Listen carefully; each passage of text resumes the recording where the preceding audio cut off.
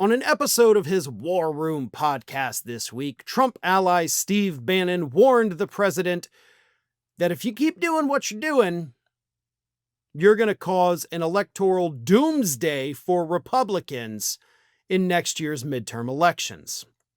Now, to be fair, this warning from Bannon came before Donald Trump announced that he was going to have all the red states gerrymander themselves to get Democrats out of the equation. But still, assuming the gerrymander doesn't happen or gets struck down by courts, Steve Bannon says we're screwed, Republicans, and it's all 100% because Donald Trump will not release those Epstein files.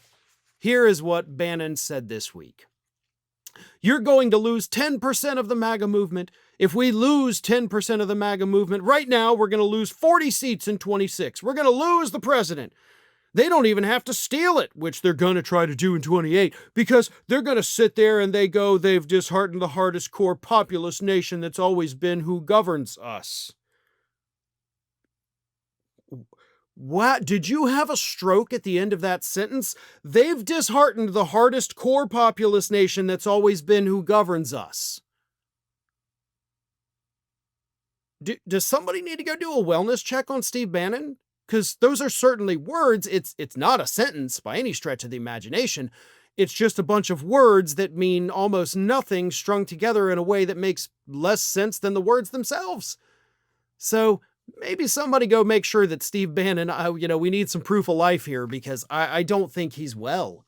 Like, that is like stroke city at the end of that sentence. It hurt my brain to read it out loud. But nevertheless, MAGA's pissed. That's the big takeaway. And he's right, MAGA is pissed. And what I love about it, of course, is that it's an unforced error. Now, I'm already to the point where I am getting sick and tired of talking about the Epstein stuff, but it is, of course, causing so many headaches for this administration that they created themselves that I do enjoy it. You know, there's not much to enjoy in politics today, right? Everything is pretty depressing. Everything is pretty bad. The economic indicators that we got this week are horrid. Inflation is higher than it's been in the last 4 months, and yet the administration is celebrating it. Republicans are acting like that's a good thing. But when we had the same 2.7% inflation under Biden, they wanted to string him up and publicly execute him. But when it's happening under Trump, hey, it's a good thing. So yeah, politics sucks. So anytime we can kind of latch on to something that's a little fun to talk about because it's misery on these people who created it for themselves, yeah, I get it.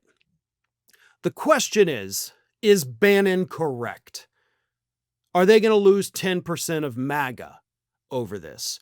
I don't think 10%. As I said kind of at the beginning of this whole thing, they may lose 2% or 5% at most. But I don't think they're going to lose 10%. But also, Bannon's numbers are off. If you lose 10% of MAGA, you don't lose 40% of your seats in the House. MAGA makes up a very small fraction of the overall Republican Party. People like Bannon exaggerate their influence because he's a part of it, and he wants people to think he's big and bad and whatever. We have seen in special elections that have happened since Trump came into office, MAGA candidates are getting their ass kicked. Moderate Republicans are actually having more success. So losing 10% of MAGA would not cost you 40% of your seats. Like, that's a fraction of a fraction of a fraction of what the Republican Party is. The other thing is, are these folks going to carry anger from July 2025 all the way over to November of 2026? And the answer to that, I firmly believe, is no. As a whole, they will not do it. Will some people do it? Sure. Will most of them do it? No. There are going to be other, more horrible things, I hate to say, that happen between now and Election Day 2026. And those things could make these MAGA folks come back to Donald Trump, or, far more likely, it's going to be mistakes that Republicans make that push more voters away that cause the electoral landslide for Democrats to take place. So I don't think Epstein alone affects the 2026 midterms. I think by the time we get to that, nearly everybody will have moved on and totally forgotten about it. But I think the other mistakes the Republicans have made, right? The big, beautiful bill and all that crap and everything that's coming behind it, that is what is going to cost Republicans.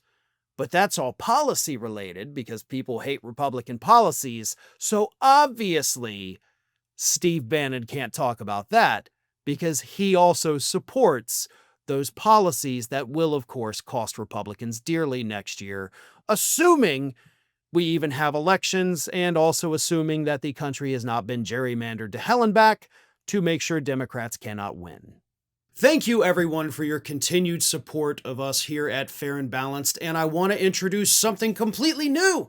We have now opened up memberships for our fans, and by signing up and becoming a member, you not only get exclusive early access to each day's videos, so you will get to see them a day before the general public, but you will also qualify for badges, emojis, special little icons. So please, we encourage everyone, if you want to help support the channel, please think about signing up and becoming a member. It is your support that helps keep us going.